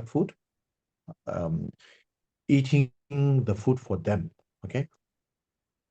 If someone is sick, you cannot eat their food, right? You cannot eat the food for them. If someone is sick, you cannot take someone's medicine for them. The person who is sick has to take his own medicine, take his own food, etc. So the best moment is to do this at the time of death, before he die or she die. The best moment. What we must do, there are certain things. I will explain. Cái câu hỏi đặt ra là khi mà một người thân ở trong gia đình, trong gia tộc của chúng ta mà đang trong giây phút rất là đau đớn của cái giai đoạn hấp hối, và trong những cái ngày cuối cùng của cuộc đời của người ta, thì mình nên quán chiếu, mình nên làm cái gì để giúp đỡ cho cái người mà đang nằm ở trong cái giây phút hấp hối như vậy. Thì thầy nói rằng đây là một cái câu hỏi rất là tốt, rất là quan trọng, bởi vì là cái chết là một cái thứ mà tất cả chúng ta đều phải trải qua. Tất cả chúng ta phải chấp nhận rằng cuối cùng mình cũng sẽ chết. Và đấy là một cái khoảnh khắc, một cái giai đoạn mà vô cùng là then chốt quan trọng trong cuộc đời của chúng ta. Và vào cái thời điểm mà chúng ta hấp hối, chúng ta chết ý, thì tất cả chúng ta đều là những lúc mà chúng ta yếu ớt nhất. Có rất ít người mà mạnh mẽ vào cái thời điểm mà người ta hấp hối và người ta ra đi. Như vậy là khi mà người ta hấp hối như vậy, người ta đau đớn như vậy, thì mình nên làm gì với người ta? Mình nên chỉ ra cho con người ta cái đạo lộ, chỉ ra cho người ta ánh sáng để người ta đi đến được cõi tịnh độ của Đức Phật A Di Đà. Và chúng ta phải làm tất cả những cái việc chuẩn bị giúp cho người ta để có được cái sự ra đi cách nhanh, thanh thản, tốt lành. Nhưng mà chúng ta luôn luôn phải nhớ một điều rằng là chúng ta không thể ăn thay cho người đang hấp hối được. Chúng ta không thể uống thuốc thay cho người ta đang bệnh được. Người nào đói thì người đấy phải ăn, và người nào ốm thì người đấy phải uống thuốc. ta là người thân, ta cũng không thể ăn thay cho người ốm. Ta là người thân, ta cũng không thể uống thuốc thay cho người ốm được. Như vậy là cái khoảnh khắc tốt nhất để giúp đỡ cho họ là trước khi mà họ rơi vào trạng thái cận tử. Và thầy sẽ giải thích rõ về điều này. Là số. So the most important thing is to make the person who is dying realize that this is not the end. The death is not the end. Uh, even that person cannot realize, it's also okay. You just make them realize that. You just let them know that death is not the end. Death is a transition. Okay, that is the first thing. So transitioning into what? What is next there? And some people are afraid because the death is the end. There's no more birth, nothing. Everything ends now. Whatever I have, my family, my wealth, my property, my name, everything now. I'm detached from that, and they feel sad. And some people, even though they believe in afterlife, they're still, even though they realize that the transition, they're still afraid because of what they have done in this life. Things may not turn well in the next life, so you are afraid. So in both cases, people get so scared that there is nothing after this. You get scared, and people get scared because there is something. So you either get scared by the fact that there is nothing, or there is something very scary thing after the death. So people usually get very scared at the time of death. So the first thing is to make them calm down. Yeah. Yeah. Phần lớn mọi người nghĩ rằng là cái điều quan trọng nhất ở lúc này là mình phải giúp cho người đang hấp hối hiểu được rằng là chết không phải là hết, chết không phải là sự kết thúc, mà chết mới chỉ là một sự quá độ mà thôi. Chết là sự chuyển giao, là một sự quá độ. Bởi vì chết thì chúng ta sẽ chuyển giao đi đâu, chúng ta sẽ đi về đâu. Ở đây thì chúng ta phải hiểu rằng là sau khi cái chết thì điều gì sẽ xảy ra. Ở đây thì có rất nhiều người khi mà còn sống thì người ta rất là bám chấp, người ta tham luyến vào tài sản, của cải, danh vọng, vợ con của người ta. Và khi mà người ta chết thì người ta sợ mất đi tất cả những điều đó, thì người ta rất sợ là người ta mất đi tất cả những điều đó. Loại người thứ hai là người ta tin vào cái việc là sau cái chết thì sẽ có một cái gì đó. Thì người ta rất sợ hãi rằng là trong cái cuộc đời này người ta đã làm một số việc không đúng đắn, không thiện lành, và người ta sợ rằng là khi người ta chết, người ta chuyển sang cái cuộc đời khác thì người ta sẽ bị ảnh hưởng bởi những điều không tốt đẹp mà người ta đã làm trong cuộc đời này. Như vậy là cả hai cái loại người này, một loại người không tin là có cái gì sau cái chết, và một loại người tin là có cái gì sau cái chết, thì đều rất là sợ hãi. Những người mà không tin vào cái gì sau, không tin rằng là có cái gì sau cái chết thì sợ là mình mất đi mọi thứ. Những người tin là mình có cái gì sau cái chết thì sợ rằng những điều không hay mình đã làm sẽ ảnh hưởng đến cái cuộc đời tiếp theo của mình. Như vậy là cả hai cái loại người này thì đều rất sợ hãi vào cái khoảnh khắc mà người ta cận tử, người ta chết là số. Do vậy chúng ta cần phải làm gì? Chúng ta cần phải giúp cho người ta bình tĩnh, người ta yên lòng, người ta an yên để chờ đợi cái chết đến là số. Yeah. So there are two types of people: one who believe in the Dharma or the faith, and who don't believe. Okay, so those who believe in the faith, make them aware of the Buddha's teaching, play some Dharma sound like Dharma music, mantras, especially if you can give, if you can share the teachings on the qualities or the benefits of being born in the Amitabha land. The teachings of some masters, just play it there, very smooth voice, talking about the benefit of being born in the Amitabha land, etc., or the practice of bodhicitta, etc. So if you can hear that thing, then that person can reflect on that. Even though he's not very strong, he can reflect on that. That will actually lead his mind because he's very weak physically and mentally. So leading his mind to the positive, virtuous bodhicitta, bodhisattvas path is crucial. Okay, so this is for people who have faith in the Dharma. Yeah. Như vậy là chúng ta có thể chia ra làm hai cái hạng người, hai cái loại người. Thứ nhất là loại người có niềm tin vào Phật pháp, và loại người thứ hai là loại người không có niềm tin vào Phật pháp. Với loại người thứ nhất là những người mà có tin vào Phật pháp, tức là họ có niềm tin ở nơi Đức Phật và nơi Tam Bảo, thì trước khi mà vào cái thời điểm mà người ta hấp hối, người ta yếu nhất, thì mình hãy nhắc nhở lại với người ta về những cái điều mà liên quan đến giáo pháp.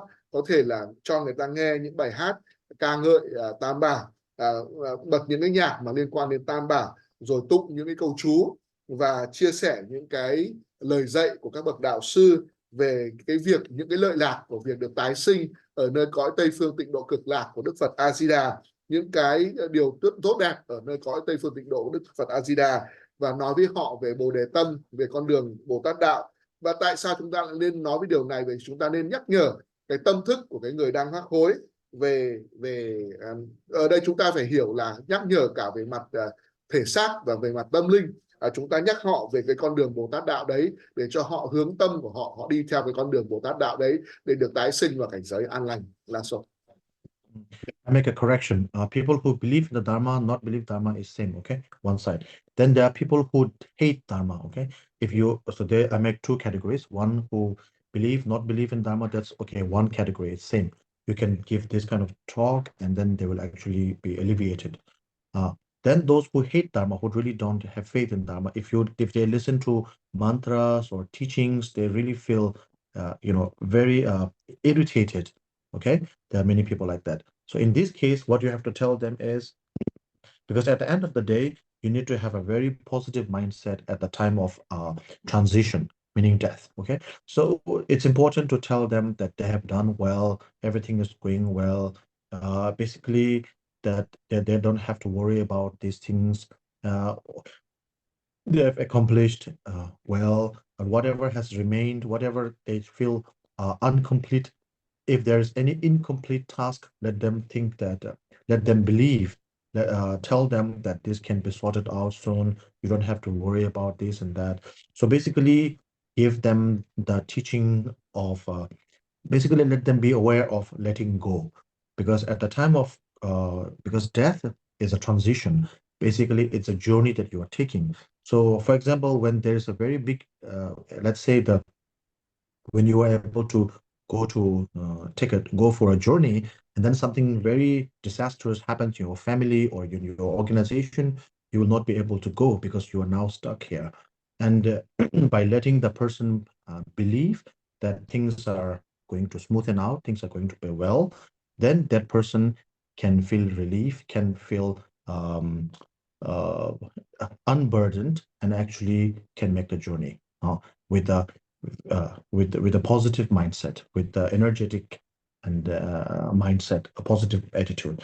That will actually help the person have a smooth transition into the afterlife. It will help them to have a better life. Yeah. Yeah. Thầy xin lỗi là thầy đính chính một chút. Bây giờ thầy chia ra làm hai nhóm người. Nhóm người thứ nhất là những người tin vào giáo pháp, và nhóm người không tin vào giáo pháp, tức là đấy là một nhóm. Một nhóm đầu tiên tức là gồm có hai loại người, là người tin vào giáo pháp và người không tin vào giáo pháp.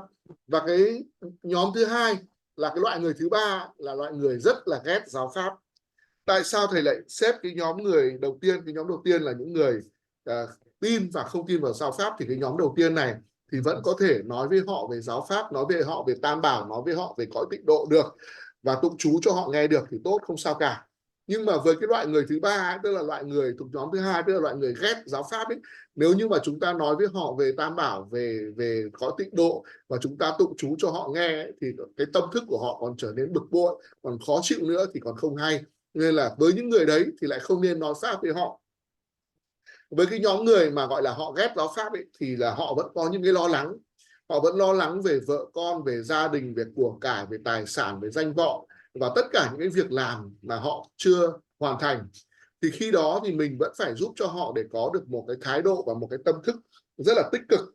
Bởi vì tâm thức tích cực thì khi chuyển giao ấy, thì khi mà trong giai đoạn quá độ từ cuộc đời này sang cuộc đời khác, nó sẽ giúp có một cái tái sinh nó yên ổn và tốt đẹp hơn. Khi đó thì mình phải nói với họ rằng là họ đừng lo lắng gì về gia đình, về vợ con, về tài sản, về của cải nữa. Những cái dự án, những cái công việc gì mà của họ đang làm dang dở thì sẽ có người chịu trách nhiệm là tiếp tục hoàn thành thay cho họ, và họ không cần phải lo lắng gì cả. Tức là nói tóm lại là gì? Mình giảm đi cái gánh nặng tâm của họ, mình bớt đi cái gánh nặng tâm của họ. Khi mà tâm của họ không còn lo lắng nữa thì giúp cho họ có thể được tái sinh một cách nhanh chóng và dễ dàng. Như vậy thì nói tóm lại là gì? Chúng ta phải hiểu rằng, nói với họ biết được rằng chết là một cái quá trình chuyển giao, và chết cũng không phải là một quá trình hết. Chúng ta hãy tưởng tượng rằng là một người thân của chúng ta đang chuẩn bị đi một cái chuyến đi rất là xa và rất là dài, và chuyến đi này cũng chưa biết thế nào. và người đấy khó mà quay thể trở lại với gia đình, với vợ con được, thì khi đó thì mình phải nói với người ta là cứ yên lòng mà ra đi đi, không cần phải lo lắng gì về hậu phương, về gia đình vợ con cả, và giúp người ta tháo gỡ tất cả những gánh nặng trói buộc người ta. Thì khi đó thì người ta yên tâm, người ta có một cái thái độ yên tâm, người ta thái độ tích cực để người ta ra đi, thì khi đó người ta sẽ có một cái tái sinh tốt lành và có một cuộc đời tốt đẹp hơn sau cái chết này. Thì đấy là cách giúp đỡ người ta là số. Also for the believers, placing the picture of what Guru, or picture of the Shakyamuni Buddha, or Amitabha Buddha, or that Buddha of compassion by what is his name? What is her name? The Tara or Chenrizik in front of that person, and also giving him or her the blessing pills, like holy pills, like the medicine Buddha pill, Manilibu, and like this will help. Yeah, một chuyện là yeah. Đối với những người mà có cái niềm tín tâm ở Phật pháp ấy, thì chúng ta có thể đặt những cái bức ảnh của chư Phật, chư Bồ Tát, ví dụ như là ảnh của Đức Thích Ca Mâu Ni, ảnh của Đức Phật A Di Đà, ảnh của Đức Quán Thế Âm Bồ Tát, hoặc của ảnh Đức Độ Mẫu Tara trước họ, và khi đó thì chúng ta có thể cho họ sử dụng những cái viên thuốc pháp, thuốc gia trì, thuốc mani mà của các bậc thầy đã làm ra là số.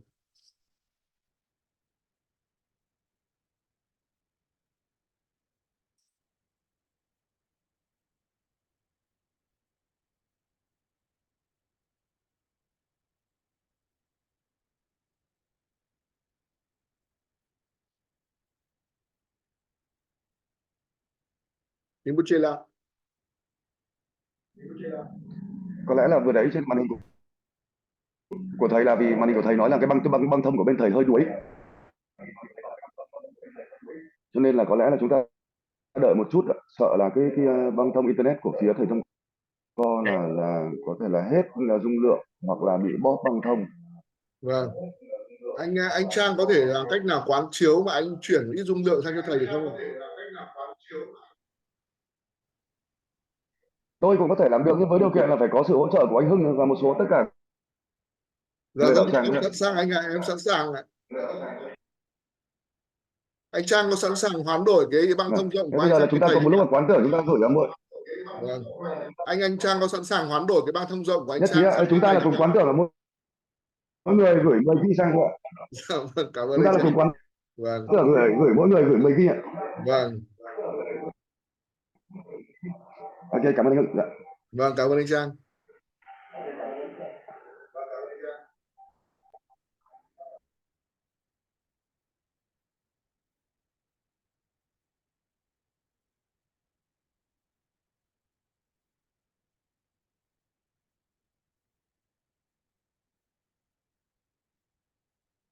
Sorry, I lost the signal. Yeah, thầy đã quay trở lại rồi. Xin lỗi là thầy bị mất tín hiệu ạ. Vâng. Okay, so I think there's another question. The second question, right, is about when you take the other person's pain, you also feel so much pain, and then how to deal with that. And that is the another question I saw in the chat box. Yeah. Okay, so I will answer that one. Bây giờ thầy trả lời câu hỏi thứ hai, là câu hỏi mà thầy đã nhìn thấy ở trong cửa sổ chat. Mọi người hỏi rằng là khi mà chúng ta nhận cái nỗi đau của người khác thì chúng ta giải quyết cái nỗi đau đấy như thế nào, thì bây giờ thầy sẽ trả lời. So most importantly, the pain that you feel when you actually go through pain, go through turmoil yourself, that is it's a selfish pain. And when you take the other people's pain, then the kind of the suffering that when you take other people's suffering, the pain you go through, even though it's the same pain, but your outlook on it, or the difference is the effect of the pain. Okay, the pain is same, but the effect of the pain is different. So when you go through selfish pain, the effect is it actually demotivates you. When you go through other people's pain, when you take other people's pain, and when you take other people's suffering, the pain that you go through is actually motivating. If you think carefully, that will actually help motivate you, inspire you to do something for that person. So for that reason, in the Dharma Sutras, we usually don't advise people to get rid of that pain. Okay, when you take the other people's suffering and then you go through pain. We actually don't. We actually encourage oneself to remain in that pain as long as one can, so that you can take by remaining in that pain. That pain is like a fire which burns, because fire burns different things. This by remaining in the pain of taking by remaining in the pain of taking other people's suffering will actually extinguish your own karmic flames.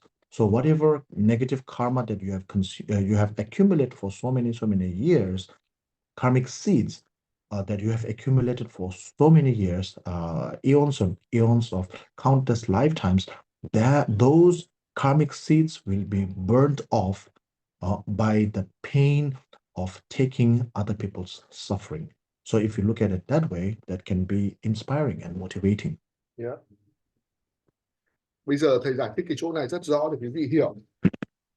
Khi mà chúng ta có một cái nỗi đau, hay nỗi khổ nào đó, nếu mà chúng ta chỉ nghĩ đến nó một cách ích kỷ, thì cái nỗi đau, cái nỗi khổ đó thực ra là nó làm cho mình bị mất động lực, bị mất cái động lực, mất cái động cơ, và mình hay dùng cái ngôn ngữ gọi là đời thường, gọi là mình rất là đau, tức là mình bị yếu đuối đi.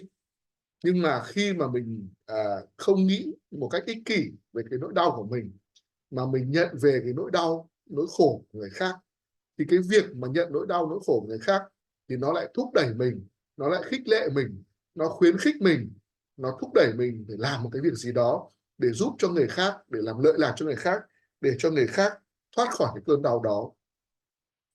Khi mà chúng ta có cái nỗi đau của bản thân mình, chúng ta chấp nhận nó, đồng thời là chúng ta nhận thêm về cái nỗi đau khổ của người khác, thì điều gì xảy ra? Cái lòng từ bi của chúng ta, khi mà chúng ta nhận cái nỗi đau của người khác, nó giống như một cái ngọn lửa.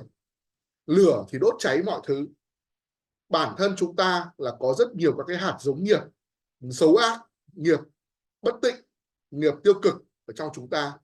Nhưng mà khi mà chúng ta khởi cái tâm từ bi, cái tâm Bồ Đề Tâm, nhận về cái đau khổ của người khác, thì cái lòng từ bi đó, cái tâm từ bi đó, nó giống như một ngọn lửa, nó đốt cháy, nó thiêu cháy tất cả những cái hạt giống nghiệp xấu ác của chúng ta trong quá khứ. Như vậy là khi mà chúng ta nhận về cái khổ đau người khác, thì chúng ta có cái động lực làm cái gì đó tốt đẹp cho người ta. Và nhờ cái Bồ Đề Tâm đấy, thì cái Bồ Đề Tâm đấy nó giống như ngọn lửa, nó thiêu cháy hết tất cả những cái nghiệp xấu ác của chúng ta. Như vậy là cái việc nhận về cái nỗi đau của người khác không làm mình đau thêm, mà nó giúp mình giảm đi cái nghiệp xấu ác của chính bản thân mình. Là số. Okay, so now thank you so much, all of you, for your kind attention, and I will conclude today's teaching here. Next week's teaching will be on the 6 perfections, starting with generosity. Như vậy là đến đây thì thầy kết thúc cái buổi giảng sáng ngày hôm nay. Buổi giảng tiếp theo thì thầy sẽ giảng về 6 ba la mật, 6 pháp toàn thiện, và khởi đầu với pháp tu bố thí. Thank you very much, Rinpoche La. Thank you so much. Thank you so much, and let's do the dedication. Bây giờ chúng ta sẽ cùng thầy để hồi hướng công đức ạ. Chanjo semjo Rinpoche maje panama ke gyoroji Yewa nyamba me bara yang kone kondo pe bara sho gewa ndiye nyordo da lama sangye drobyo ne Drowa chikyang ma lu ba ge ge sa la nge bara sho. Chanjo semjo, this wasn't done, now done. Next one, next page. Rồi tiếp theo, trang tiếp theo ạ. Next page. Ban tổ chức mở trang tiếp theo ạ. Mixema. Vâng. Cầu nguyện trường thọ ạ. Oh yeah. Vâng.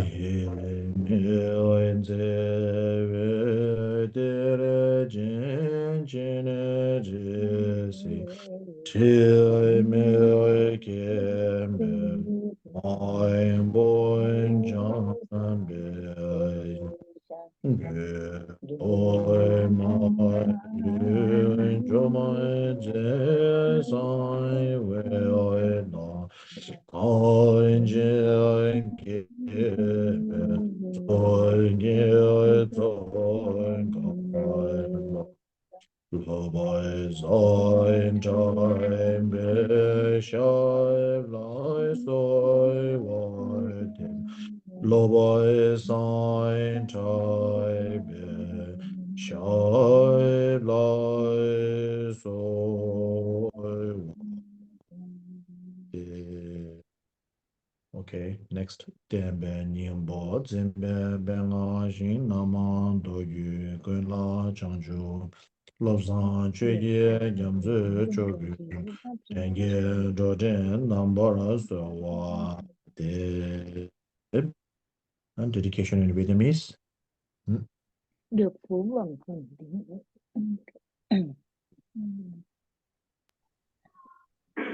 Được phú bằng phẩm tính kiên cường. Được phú bẩm phẩm tính kiên cường, chỉ giữ pháp trong thực. Ngài tinh thông toàn bộ kinh và mật.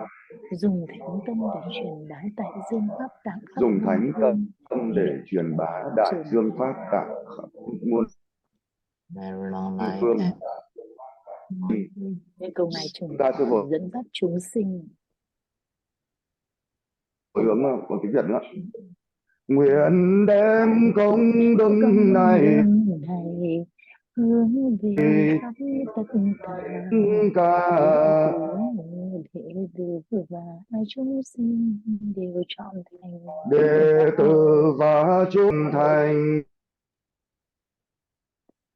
Thank you Rinpoche La. Thank you very much, Rinpoche La. Thank you so much. Thank you. Rinpoche La. Thank you everyone. Thank you. Cảm ơn anh Hưng nhé. Vâng, xin cảm ơn tất cả quý vị đạo hữu. Xin thì tất cả quý vị đạo hữu ạ. Xin hẹn gặp lại các quý vị đạo hữu vào chủ nhật tuần tới 10 giờ sáng ạ. Xin hẹn gặp lại và quý vị đạo hữu. Quý vị cũng được quý vị đạo hữu ạ. See you next week, Rinpoche La. Thank you so much, everyone. Have a nice weekend.